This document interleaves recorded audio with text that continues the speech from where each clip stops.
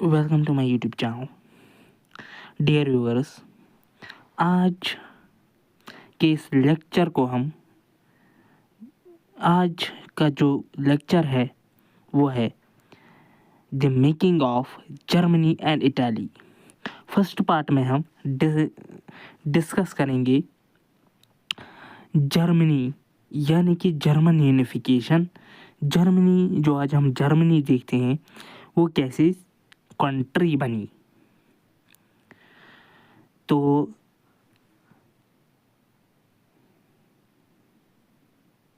Can army be the architect of nation? क्या army के मदद से एक नेशन बन सकता है? चलिए इस वीडियो को हम स्टार्ट करते हैं। सबसे पहले जो जर्मनी थी ये 39 स्टेट्स में डिवाइडेड थी। क्या थी? 39 स्टेट्स में डिवाइडेड थी। उसके बाद liberals made an attempt to unify these states in 1848। Liberals जो थे ये चाहते थे कि हम इस जर्मनी को यूनिफाई करें 1848 में, लेकिन 1848 में जो लिबरल्स हैं ये नाकाम होते हैं इनको नाकाम करते हैं कंजर्वेटिव्स।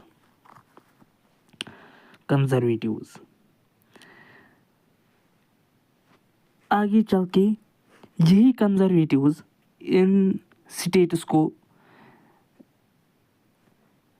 जो जर्मनी है इसको मतलब एक यूनिफाई करती हैं।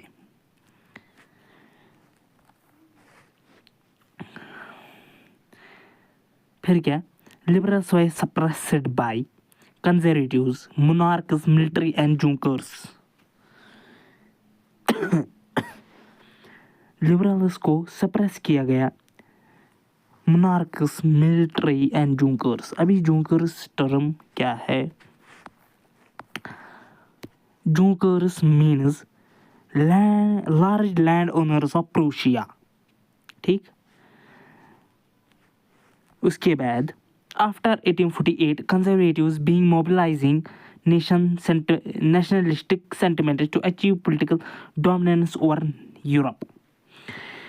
लेकिन 1848 के रेवोल्यूशन के बाद ये आगे इस चैप्टर में यानी कि नेशनलिज्म इन यूरोप में एक क्वेश्चन भी है कि 1848 का लिबरल्स का रेवोल्यूशन क्या था, क्या है। चलिए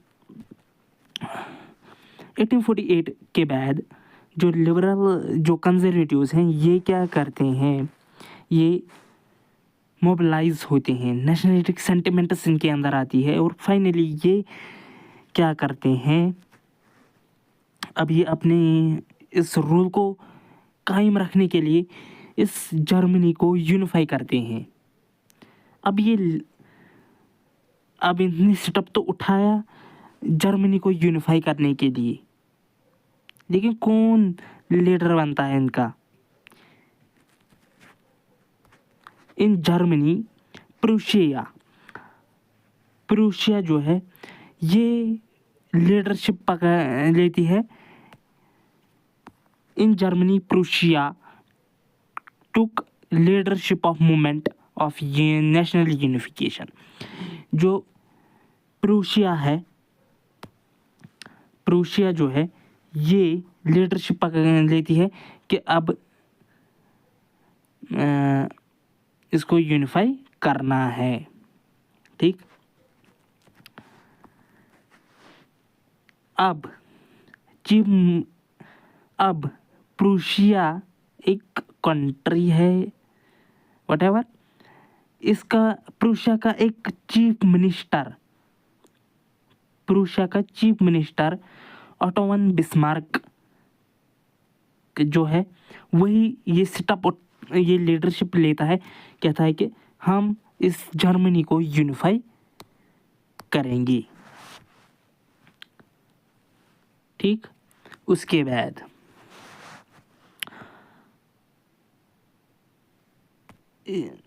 जो ऑटोमन बिस्मार्क है, इसको chief architect of German nation भी कहा जाता है। ठीक, chief architect of German nation किसको कहा जाता है? ऑटोमन बिस्मार्क को। Bismarck was helped by Prussian army and bureaucracy. जो बिस्मार्क है, ऑटोमन बिस्मार्क है, इसको हेल्प करता है कौन? प्रूशिया की आर्मी और ब्यूरोक्रेसी। ऑटोमन बिस्मार्क जो है ये 3 जंगे यानी कि वॉर जीत जाता है with France, Austria and Denmark in 7 years. 7 सालों में 3 जंगे जीत जाता है।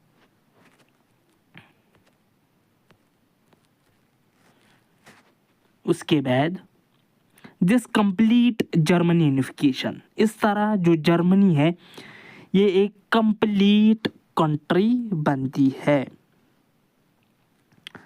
यानी कि जब ऑटोमन बिस्मार्क इन तीन सालों में 3 जंगे जीत जाता है 7 सालों में। किस किस के साथ? फ्रांस, ऑस्ट्रिया, डेनमार्क के साथ। तो जो जर्मनी है ये कंप्लीट यूनिफिकेशन होती है। अब सेरेमनी ऑफ क्राउनिंग। अब सेरेमनी यानी कि जो जर्मनी का किंग बनेगा वो कौन बनेगा? ठीक, अब on 18th January 1871 in Chile winter, 18th जनवरी 1871 को चिली विंटर यानी कि चिली विंटर हम कहेंगे एक मतलब बहुत ज़्यादा ठंड जनवरी, जैसे जम्मू कश्मीर में बर्फ़ पड़ती है वैसे ही यूरोप में पड़ती है। यूरोप एक कॉन्टिनेंट है। ठीक, उसके बाद प्रिंसेस ऑफ जर्मन स्टेट्स जो हैं ये रिप्रेजेंटेटिव ऑफ आर्मी आती है। Important Prussia ministers including Bismarck भी आता है। और ये कहाँ पे मिलते हैं? एक hall mirrors in palace of Versailles में मिलते हैं। अनहीटेड यानी कि वहाँ पे ठंड थी, वहाँ पे जो हीटिंग सिस्टम उस रूम में नहीं था। अनहीटेड का मतलब, ठीक है। अब Kaiser William fourth of Prussia was crowned as king of united Germany. कभी कभार आपसे ये क्वेश्चन भी पूछा जाएगा कि who was crowned as king of united Germany. जब जर्मनी एक यूनाइट हुई यानी कि यूनिफिकेशन हुई, कंप्लीट हुई यानी कि कंट्री बनी, उसके बाद किसको किंग बनाया गया? वो था केसर विलियम फोर्थ। ये आप सिंपली आंसर लिख सकते हो, विलियम फोर्थ भी आप लिख सकते हो, केसर विलियम फोर्थ भी लिख सकते हो, चॉइस आपकी। German unification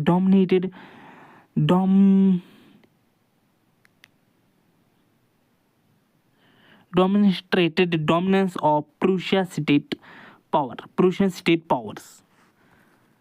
new state it. अब स्टेट में कुछ चीज़ें नई की गई, मॉडर्नाइज्ड की गई। करेंसी को मॉडर्नाइज किया गया। Banking, legal and judicial system. Prussia major become model for the rest of Europe. ठीक, उसके अगले वाले वीडियो में हम डिस्कस करेंगे यूनिफिकेशन ऑफ इटाली। और एक खास अनाउंसमेंट मेरी तरफ से आपको ये है कि मैं बहुत जल्द अपनी यूट्यूब चैनल पे यानी कि परचम क्लासेस 2.9 पे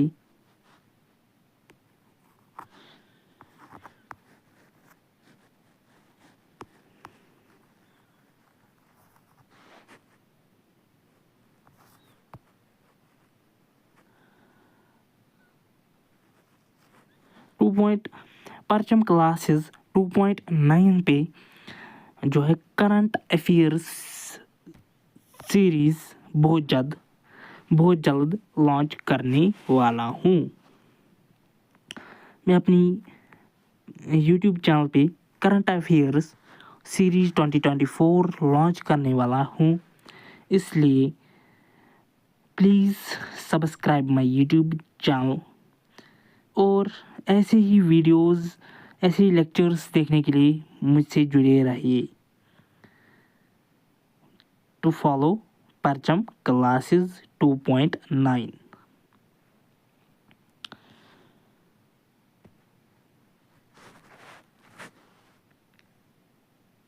आपके लिए एक क्वेश्चन भी है मेरे पास कि आप मुझे बताइए कि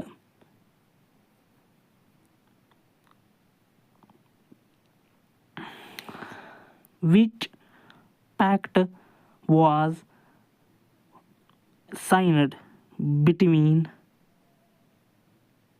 इलेक्शन कमीशन एंड उज्बेकिस्तान, एक कंट्री है, उसके साथ India election commission of India ने कौन सा पैक्ट साइन किया, वो मुझे आप कमेंट सेक्शन में बताइए। Thank you and please like, comment and subscribe my channel.